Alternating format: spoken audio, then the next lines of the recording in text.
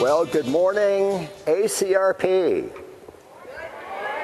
Good morning. Come on, we can do better. That we're ACRP. Good morning, ACRP. Good morning. All right, that's much better. That's much better. Well, thank you all for being here this morning, especially on an early Sunday morning. I hope you're all enjoying the conference. I've heard great things about the sessions, enjoyed a lot of them, and enjoying having you all here. So we've got a lot more conference left, and we're looking forward to the balance of it. It's no surprise to anyone that we're going through a lot of change in our industry. Roles are changing. Clinical research itself is changing. It's an exciting time, but in a lot of ways, it's a scary time for people. So it's important that we all deal with the change. So one thing, though, that really doesn't change is the need for good leadership and genuine leadership. And we are very blessed today to have Dr. Fred Johnson, an expert in leadership and change, here to speak with us. So, Dr. Johnson, would you please come up? It's all yours.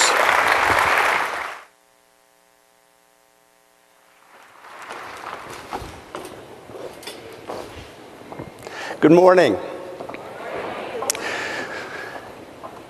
Alvin Toffler, in 1960, introduced a groundbreaking book.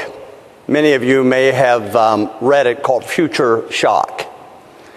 And in the book, he described and predicted that there would be a massive, massive change in the mathematical formula that has guided change for century after century after century.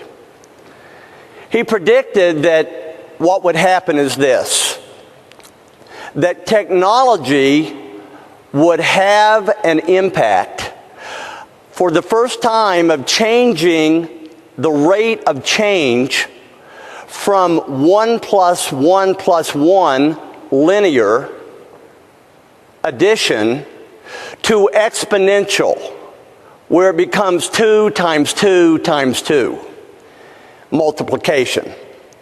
He said what technology is going to do, and he was trying to brace an entire society for the unintended impact of technology.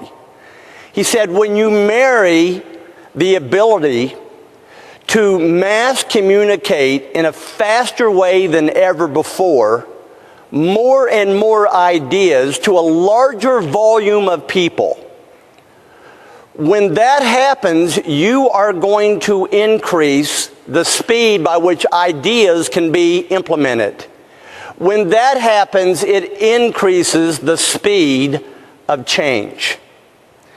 And he predicted, even back in the 70s, that we would reach a point that our natural abilities to process change would become tested to the max. He said that we would reach a point that without the ability to set boundaries, without the ability to prioritize better than ever before, we will be swamped by the speed of change. As a change specialist who's worked with over 400 organizations in 21 different fields of professionalism and industry, I have seen the impact of unrelenting, unceasing change and what it does on people.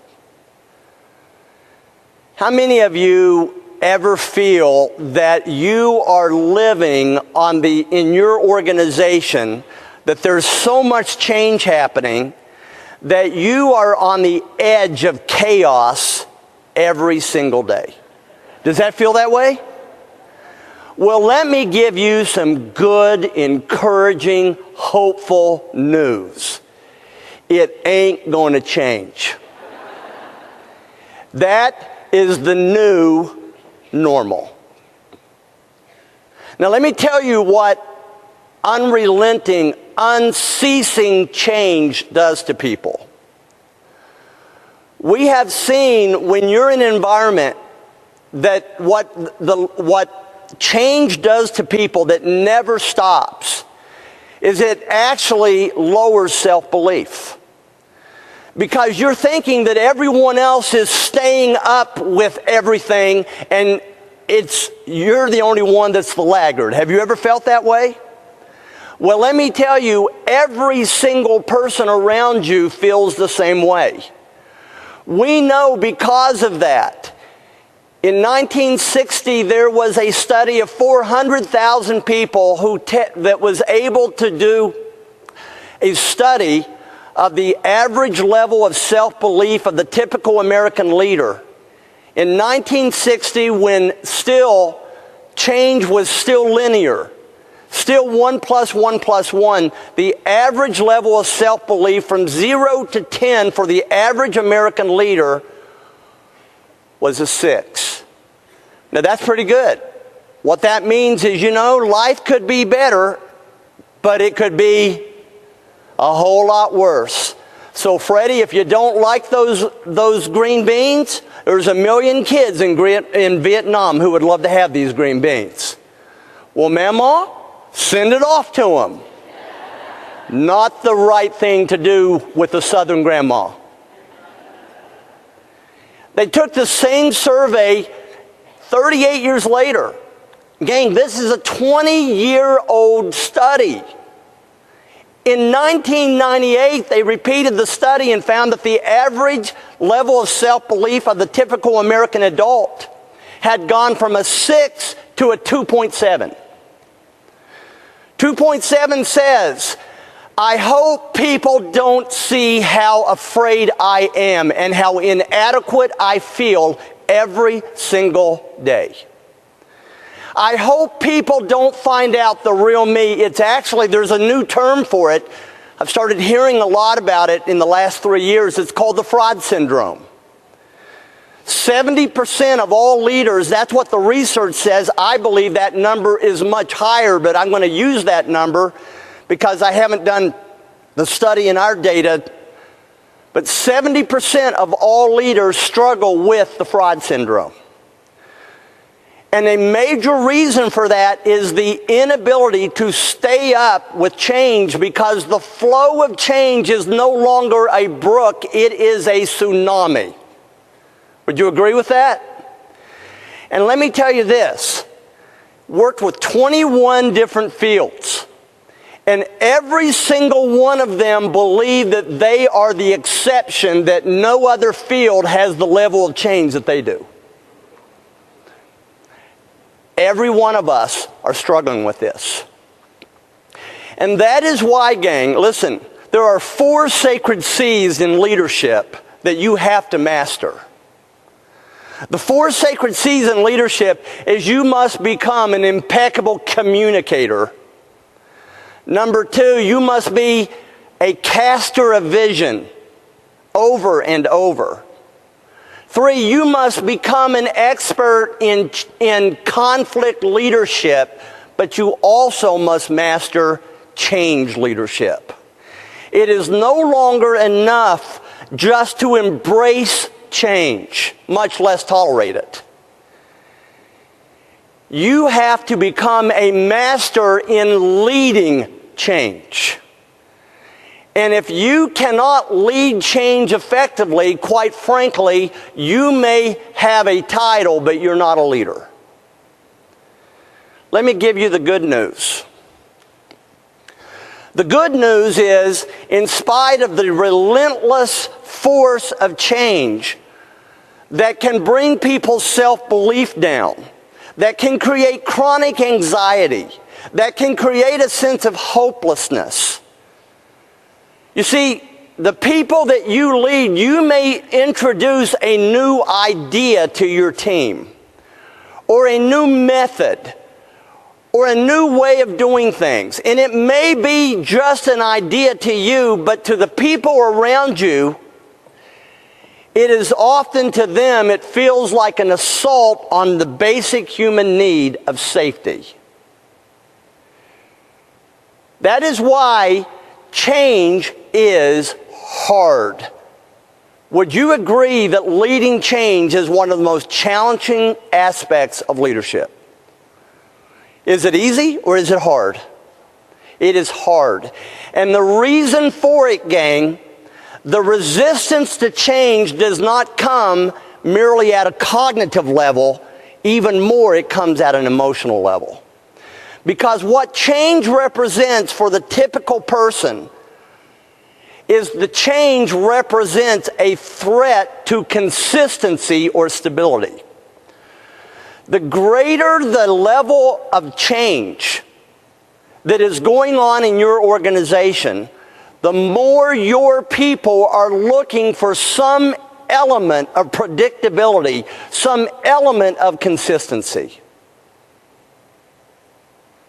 They are craving to find something that it doesn't feel that the rubber floor is about to give out from that's how your people feel. Because if you're at a 2.7 and someone introduces that change, your internal reaction is, this is another area that I may not be able to master. And it comes off in defensiveness. It comes off in, we've never done this before. It comes off, we can't do this. What are you doing? Oh, by the way, those of you who just laughed at the fact that it feels like your organization is on the edge of chaos, we often hear when we go in and work with leadership teams that it's something like this. The reason why we are in pure chaos is because we really have a stupid boss. Let me tell you, your boss is not as stupid as you think he or she is. It is the reality of change. So, let me say this. Would you agree that change is not going to stop? If you try to stop change, it will stop you. You either make it your enemy or you make it your friend. There's no in between. And part of making it your friend is understanding how unnerved the people around you are by the prospect of unrelenting change. And every new idea, especially if you're a visionary leader that you've got a new idea every third day, you are a walking source of stress to your people. Would you agree with that? I am one of them. I'm a flaming, pathological visionary. And there are a bunch of you in this field because you want things that are going to last beyond your days. You want to change the lives of millions of people through your work. Would you agree with that? You cannot succeed without that level of change. And so if you're going to create that level of change, let me say this. So if you understand there is a change, every change you bring in, you are inserting a threat into your environment.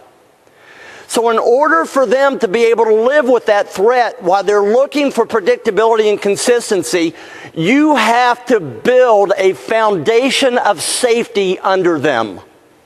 Did you hear that? You have to build an environment in your team where your team feels safe. That there are some predictability. So let me talk to you about what a safe team looks like. A safe team looks like this. That leader works every single day tirelessly creating an environment where his or her people feel valued and heard and included, and that they are not assets to a greater means.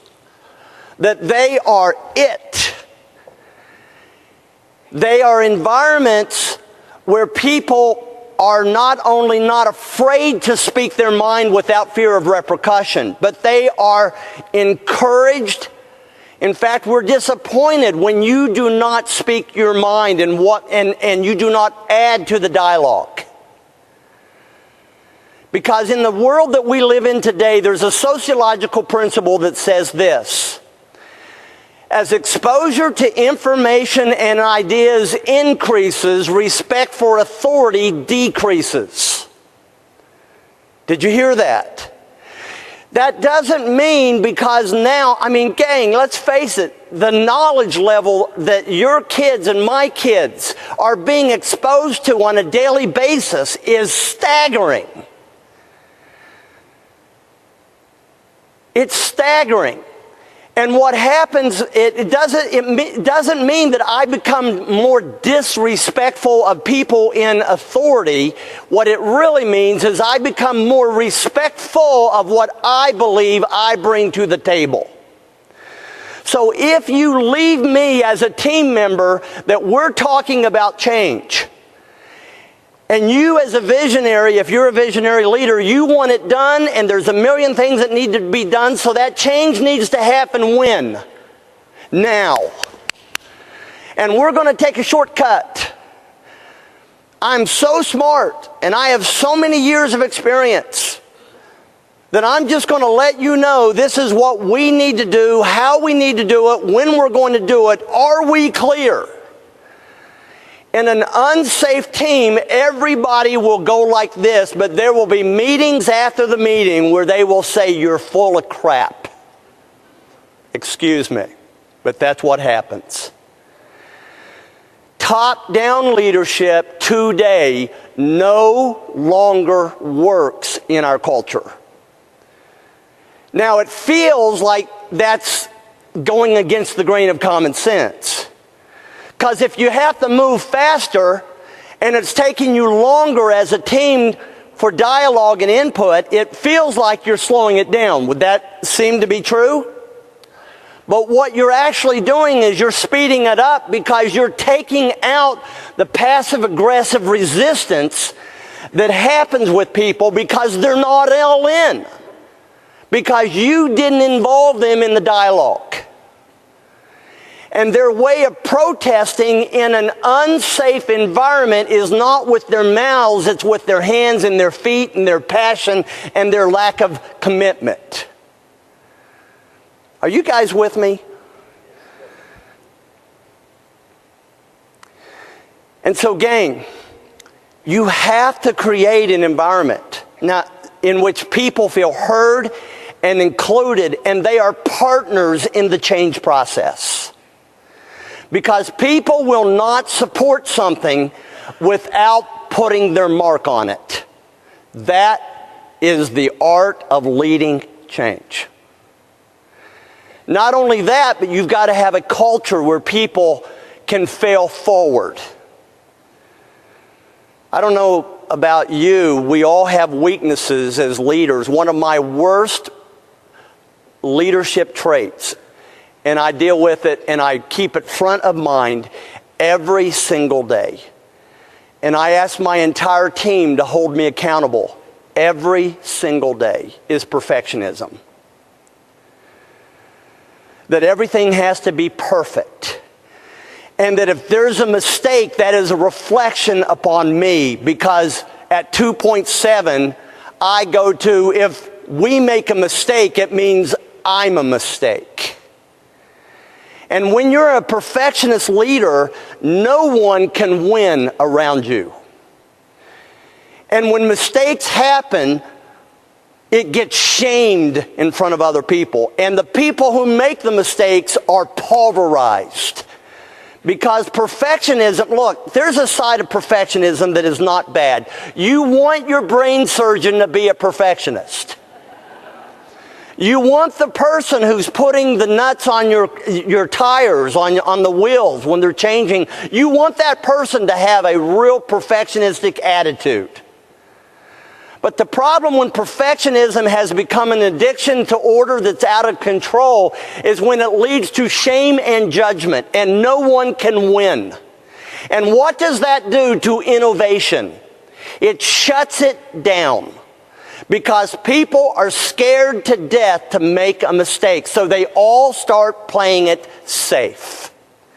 And let me tell you, you cannot know safety and greatness at the same time.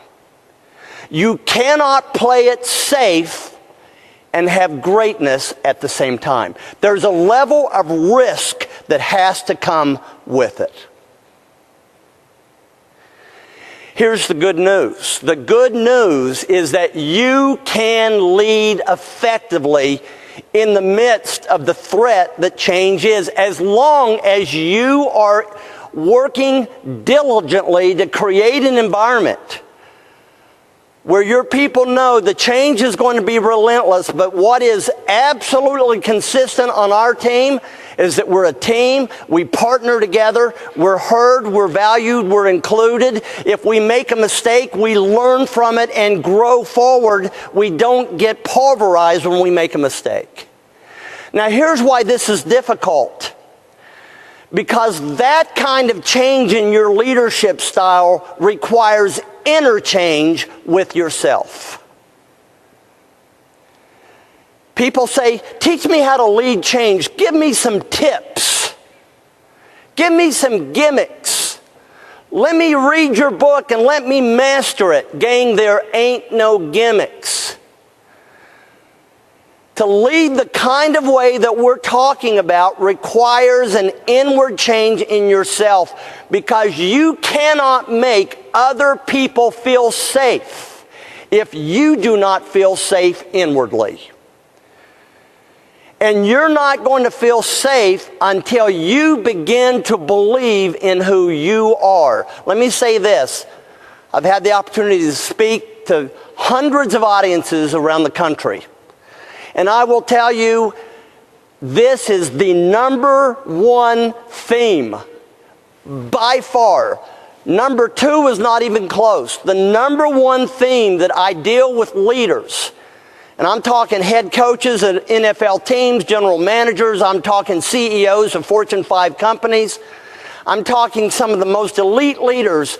And gang, every single one of us may look like adults, but inside we are all little kids craving to be accepted, loved, and appreciated.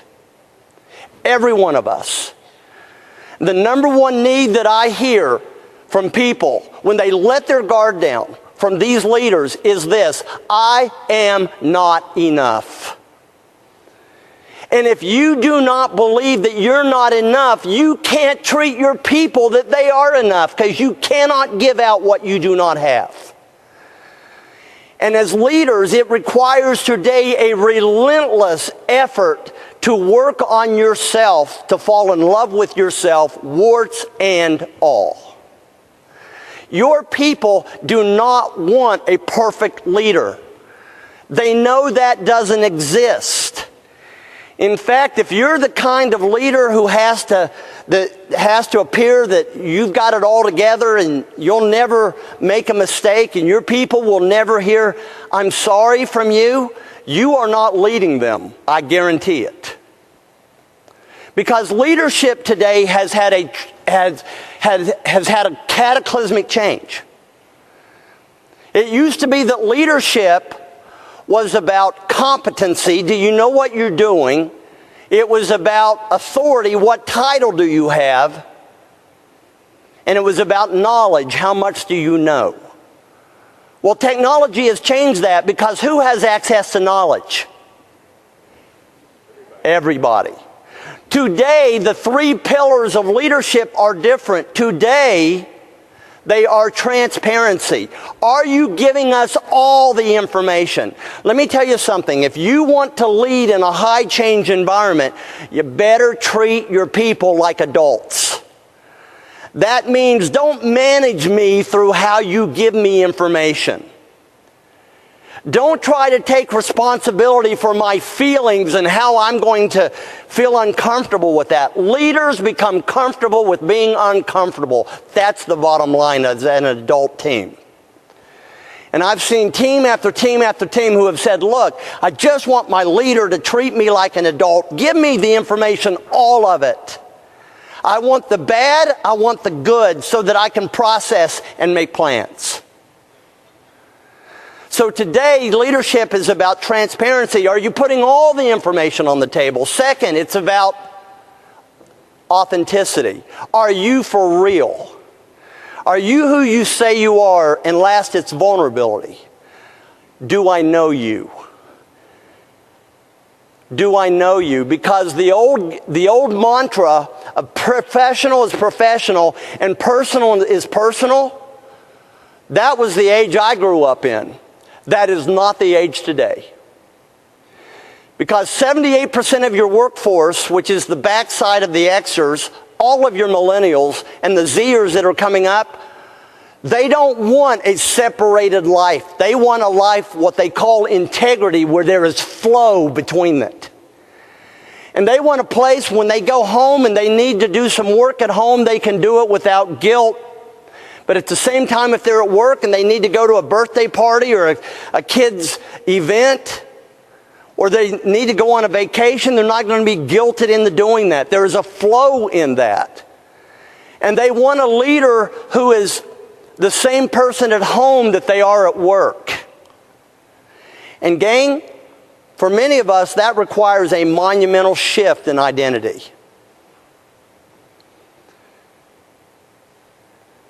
So, if you're going to lead change, many people, by the way, you need to know there's a price for leading change. The price of leading change is pressure. I know a lot of people who do not want to be change agents because they do not like the blowback that comes with leading change. Would you agree with that? Gang, one of the basic laws of science is that for every action, there is what? Not just a reaction, but what? An opposite and equal reaction. And the same is true in leadership. I used to think that being an effective leader meant that if your ideas were really awesome and they were really communicated well, and the ideas were so powerful, no one would give you resistance. In my 20s, that's what I thought leadership was. Boy, was I wrong. Let me say this. The bolder the change, the bolder the resistance. The bolder the change, the bolder the resistance. And if you're not getting resistance, it's because you're not doing enough to be worthy of the resistance. And so, gang, let me show you that if you're going to be in the adult world where you are using your gifts that have been given to you to maximum ability, and you are making an impact in your field to help shape the cures and the protocols and the clinical trials that are being developed that are going to make a difference in the lives of people long after you're gone, that is massive, important, sacred work. And I applaud every one of you because of the sacred work that you're doing. Powerful work. But you didn't decide to play in the minor leagues. So what I want to show you is learning how to quit taking personal the blowback that comes when you lead change. No matter how safe an environment you create and how safe of a leader that you become. There is an observable, predictable change. There is an observable, predictable process every time that you introduce significant change either in your own life or in the lives of those around you at work. And so, let me walk it through with you. Abby, if you'll go to... We'll keep getting there.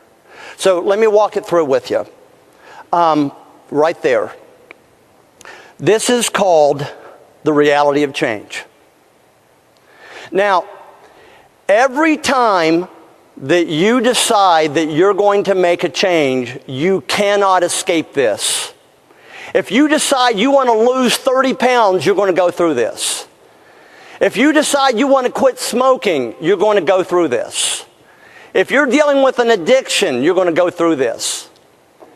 If you want to change jobs, you're going to go through this. If you want to change careers, you're going to go through this.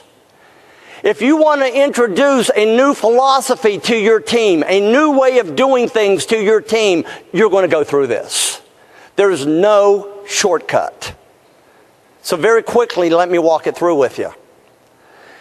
Every time that you create change, the vast majority of people will only change when the pain of staying the same becomes greater than the pain of changing. The vast majority of people will only change when they get tired of staying in a rut. And so when you decide that I'm going to do whatever it takes to get a new reality, a new ideal, a different result, you have to leave what we call is the land of status quo. The land of status quo is filled with people who have decided to play it safe. The land of status quo is filled with people who have learned that I would rather somehow stay with where I am. I need certainty in my life, and I do not want risk. I do not want innovation. I want certainty in my life. And when you decide enough is, oh, by the way, to live in the land of status quo, you have to be what is called a volunteer victim. That means I know that where I am is not where I have said 20 years ago where I wanted to be. I know that I'm struggling with some things in my life, but they can't be changed because of things beyond my control. When you live in the land of status quo, to live there and have any sense of self-pride, you have to convince yourself that you are where you are because you're a victim. Because of things that are outside of your circumstances, that I am where I am because I have no choice in the matter. And I just accept it. Well, the moment that you as a change leader decide, you know what? I'm going to get out of this place. I'm going to do whatever it takes to change my reality. That requires 4 things to cross that line of commitment that you see on the screen. It requires you to own that commitment to yourself, to make that personal, emotionally owned commitment to yourself that I am going to make this change. Number 2, it requires that you ask people to hold you accountable. You declare that publicly. Number 3, you create a realistic action plan, and 4, you begin to execute it. Until that is happening, all 4 of those things, you have not crossed the line of commitment. But the moment you cross that line of commitment, watch out. Because you are going to get a ton of noise and a lot of pressure and a lot of protest coming from where, gang? Coming from where? The folks who are in the land of status quo. Because you just did something nasty to them. Your choice to make a choice to change is forcing a choice on them. And they have one of 2 choices. They can either follow you or they can what? Stay where they are. And the act of staying where they are, they now know is a deliberate choice. And now they know they are not a victim. They are where they are because of where they choose to be. And so as long as you're growing and as long as you're developing and your team is getting better, there are going to be people who are threatened by that. And they will do everything possible to get you to come back.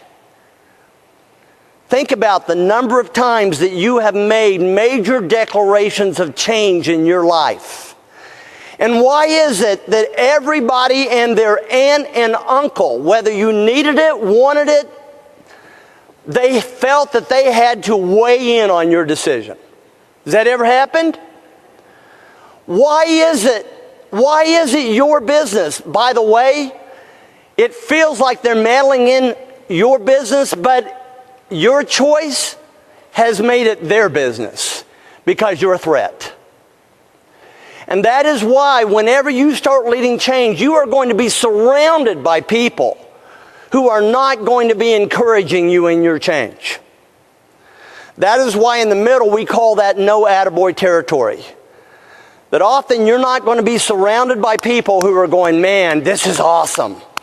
This is awesome. Would you agree with that? Listen, the hardest time in this change process is after you've declared the change and you've got all these external voices that are emotionally committed to getting you to come back because you're messing with their whole sense of being. And you haven't been out there long enough, and these people are saying, you can't do it, won't do it, the last guy didn't do it, we'll wait you out. You've been there, haven't you? And it's so frustrating. And you're before that dotted line, you're not getting results because your behaviors and your processes haven't been in place long enough. And you're hearing these relentless voices. What are you doing? What are you doing? And you look and there's 19 of them and there's one of you. And then a second set of voices start happening. It's not from the external voices. It's coming from where? Where's it coming from? It's coming from in here.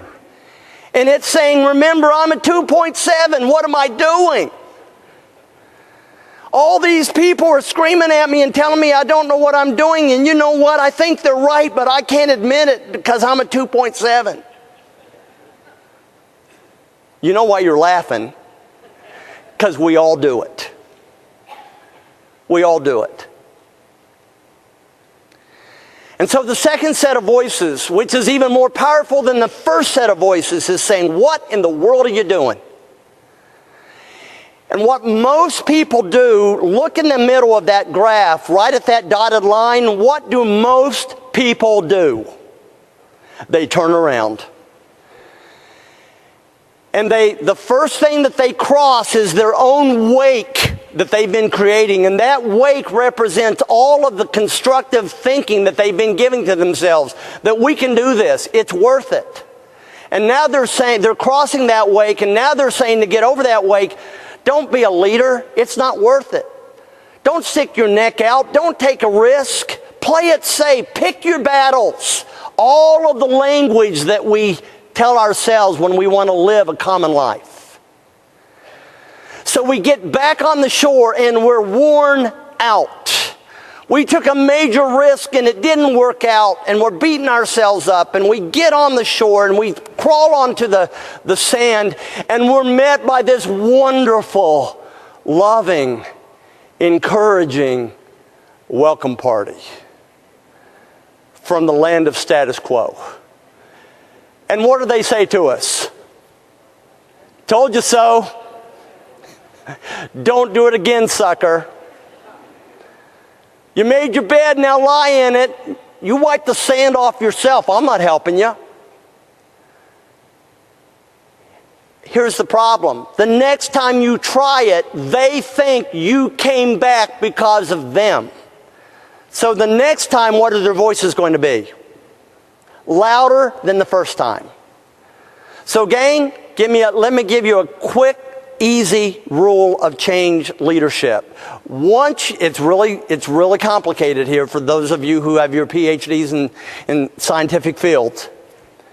Once you start rowing, keep going. Now, there are going to be days that you're wondering, what in the heck am I doing? And you're going to turn around. From a helicopter, this journey from the land of status quo to the land of positive results looks like this even linear journey. If I'm from the moon, taking a picture from the moon, but if I'm in a helicopter right above you, it looks more like this.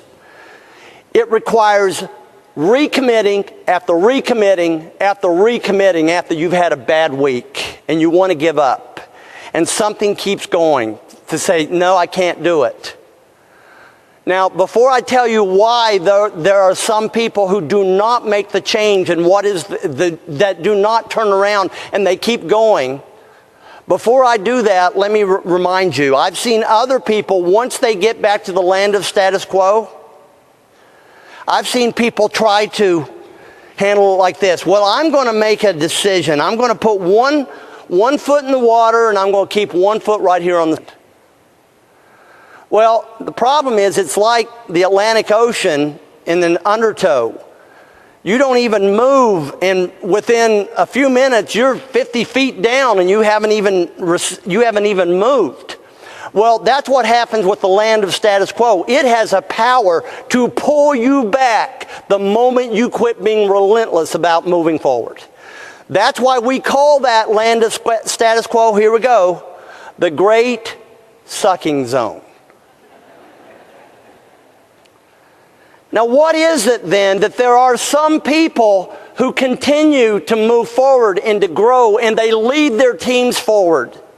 And they're able to deal with the discomfort of change, and instead, when that rubber band is pulled out like this, they don't let go when the pressure is up. They just keep it, and they create a new reality. What we know is this. The only difference between those people who keep going forward and those people who turn back is one thing. They have an inner, compelling purpose. There are days in your career that you wonder, why am I doing what am I doing? Is that a fair statement? And there are times that the only thing that keeps you going, there are times that the only thing that you have and the only thing that you need is a compelling purpose. And here's the challenge to that. Less than 1% of leaders in America know what their purpose is, and actually order their daily lives around that purpose. Less than 1%. And that is why the majority of people in the change process, their lives resemble this over and over and over. Let me tell you something. If you are not living by your purpose, you are living by someone else's noise, and there is no in between. If you are not living by your purpose, you are living by someone else's firefighting and nothing in between. It takes courage to find your purpose. That's a whole different discussion. But here's the kicker. Once you cross that midpoint, a third set of voices starts happening. And where are they coming from? The land of positive results. And at first they're quiet and they're going, you can do this. You can do this. Come on, we did it. We know what you're going through. That loudmouth who just told you that you can't do it, ignore him. He said the same thing to us 6 years ago. Just keep going. That is when we call the law of attraction begin to set in. The law of attraction states this, that when you are committed to growing and changing, that you will begin to attract to you new people with new experience and new wisdom and new voices who are already there where you are committed to going. And you will begin to find, almost in this magic, supernatural sense, new relationships coming into you, propelling you, mentoring you, encouraging you. But it doesn't happen until you cross that midpoint because, by the way, those few people in the positive results, they're being assaulted by all kinds of people in the land of status quo every day saying, tell me what your pill is. Tell me what the magic is. How did you get where you're getting? Because we know it was you got a lucky break and we didn't. We know it's because you kissed someone's rear and we didn't. We know. What's the magic pill? Was it the silver spoon? No, they got there because they think differently than those folks. There's a level of grit. There's a level of that I know what I know and I'm not going to give in to my fear. And those people have been insulted and they only have limited resources, but they're givers. They got there because someone invested in them. And they in turn want to invest in you, but they're not going to invest in you until they see that you're serious and you're willing to pay the price. That's why about halfway through, you start hearing that third set of voices. That's the magnet zone. They begin to pull towards you and saying, you can do this. I believe in you. By the way, there are people in this room that you are those people in the land of positive results, and you've got people around you who are desperate to succeed, who want change and development, and they need a mentor, and they need you, they need your encouragement, they need your feedback, and they may only be one constructive, positive, caring conversation away from a tipping point. That's the kind of impact that you guys can have on people's lives as leaders. Pretty powerful, isn't it? Oh, when you get to the land of status quo, here's the kicker. You don't go like this. Made it, because what happens? It becomes a new land of status quo. That is why great organizations, they keep reinventing themselves every 2 to 3 years. What worked 2 to 3 years ago doesn't mean it's going to work tomorrow. That is a mindset of world-class organizations. There is another layer that I need to share with you before we wrap this up. Not only do you need to create a safe environment to help your people at least be able to handle the threat of relentless change. Not only do you need to be doing the deep work, and this is why these kind of events are always frustrating to me, because there is no way in heck that you can help a person make deep change in a 1-hour lesson. Would you agree with that? Flash flood doesn't change. It requires, you got to get the limbic portion of the brain, which requires repetitive information over and over. At least if we can plant seeds today, awesome.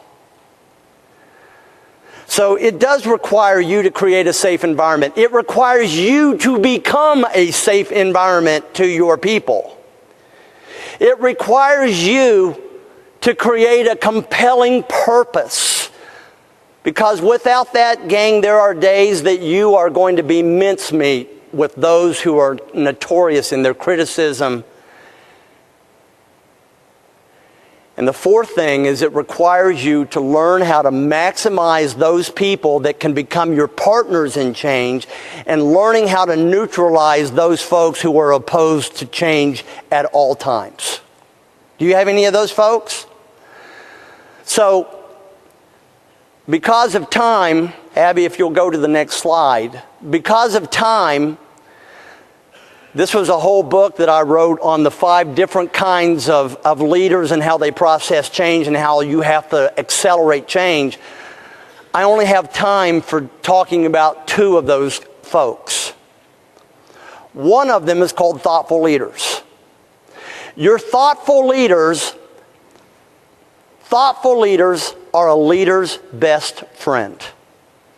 Thoughtful leaders are those people in any and every organization that has been around long enough and has had layers of complexity. Thoughtful leaders are those leaders who love the organization, have been there through the highs and the lows, the prima donnas, they've seen the successes, and they love the organization, and they are loyal. And everyone knows it, and they have the highest level of trust of anybody in the organization. They are the Mikeys. Hey, I'm not going to try it. Well, I'm not going to try it. Well, let's let Mikey try it. And if a Mikey likes it, it means what? We'll like it. Your Mikeys have an influence pool of 12 to 18 people. And by the way, that's not a formal leadership role. Their peers choose them because they believe in them. These are folks who are not politically correct. They're going to say what they need to say. And people trust them immensely. Oh, they're not against change, by the way, because they love the organization. They want to see the organization live another day. And it's not going to live without change. They're just opposed to change for what? The sake of change. And gang, if I've seen many insecure leaders say, I'm not going to do that because I'm in charge. I don't have to seek partnership with anybody on my team. I'm the CEO. And my response is, and there is a stupid CEO. Gang, thoughtful leaders, it's not about title. It's not about how long you've been there. You know how you can tell a thoughtful leader? Let me show you real quick. You ask 2 questions of your team.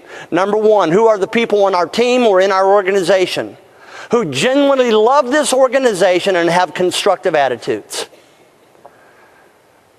And of those, and don't overthink it, just, well, that's Bill, that's Sandy, that's Susie, that's Sally, that's John. And you start writing them down. And then you ask the second question, of those people, who when you're introducing significant change, if they're for it, it just got a lot easier to get it through. If they're against it, it's like rolling a marble uphill. And it will be a subset of question 1. And then you take your cards from your team and you collect the cards and you look, and guess what you're going to start seeing? A pattern. Those are your thoughtful leaders. By the way, they lead the majority of the organization from the water cooler, not you. And gang, there's 2 things that cause them to go negative. Number 1, if you leave them out of the input process, because who's talking to them? Who talks to them? Everybody. They have the best pulse of anybody in the entire organization. And they are ultimate team players. And if you leave them out of the input process, they will feel the organization is at risk and they will go negative. And when they go negative, who do they take with them? 12 to 18 people, and you didn't know it until it's time to execute the change that you just demanded upon them. And number 2, an environment of unfairness. If you have an environment that people get shut down because they push back on you, or they disagree with you, or they challenge you, your thoughtful leaders are going to be ticked off by that because the rest of the organization is like family to them. They want an organization where people can be real and honest as long as they're being respectful and they can speak their voice without being shut down. And when that is happening, and as long as you're being transparent with a thoughtful leader, you can go, look, I need your help. I can't do this. You have more influence than you. Will you help me? They will lead the change for you. We've seen over and over the most important aspect of leading change is to get your thoughtful leaders on board. Oh, one last group, naysayers. They're against everything at all times for any reason, each and every day without exception. They are your people who had to have been born breech. They came out on the wrong end, and every single day of their lives, they keep waking up on the wrong side. 5 things very quickly to spot a naysayer. Number 1, you can never solve their problem. These are people who are addicted to chaos because they are narcissists. At a pathological level, some of us, we all have some narcissism. These are the people that if you solve their problem, they love conflict. They love change that's not being well received because there's lots of fuel for a fire there. They love that. And they're working everybody. And they're getting everybody upset.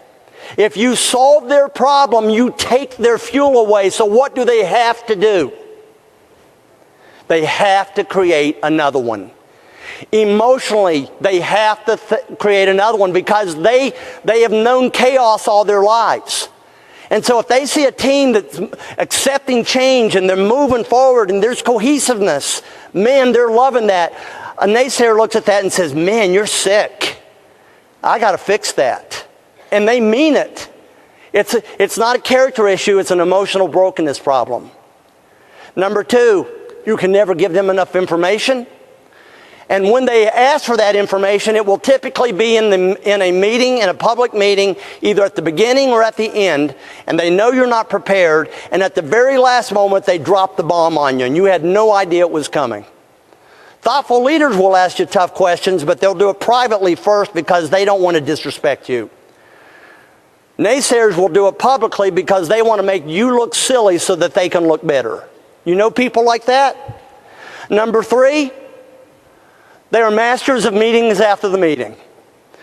In the meeting, they'll go, oh yeah, I can go with it. I can go with it. But after the meeting, what happens? They do a beeline for anybody that they think is weak, and they will say, can you believe that? Unbelievable. Do you have people like that? Masters of meetings after the meeting. 4, they hate accountability. They love living under the table. They are the people who are always threatening to leave, and they're the hardest to get rid of. You know what I'm talking about, don't you? For those of you who are in HR, you're loving this moment. And lastly, what is the last one?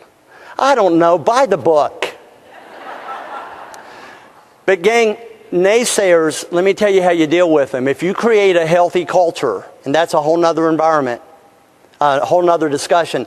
If you create a healthy culture where people are empowered to speak their mind, and you've created an environment that we're going to give respect, that we're going to put issues on the table, that we're not going to have meetings after the meeting, believe me, those environments exist. It will neutralize a naysayer. It will neutralize a naysayer. Part of the art of leading change is leveraging and maximizing your thoughtful leaders and beginning to hold your naysayers in account. Oh, by the way, your thoughtful leaders do a better job of holding them in account than you do because they have more influence in the organization than you do. What I've tried to do today is just lay out some seeds. I'm trying to show you that leading change is not a couple gimmicks, it's a fabric. It requires inner change, it requires environmental change, it requires cultural change, it requires the awareness of understanding who those toxic people are that we're giving way too much power in our organization. Change is difficult, but let me tell you, if you want it bad enough and you're willing to change yourself, you can do it. You all, I want to say to you, you guys are on the front lines of relevance. This world needs you desperately. Your work is too important. Take change seriously. Take yourself seriously because the world needs you. Thank you so much.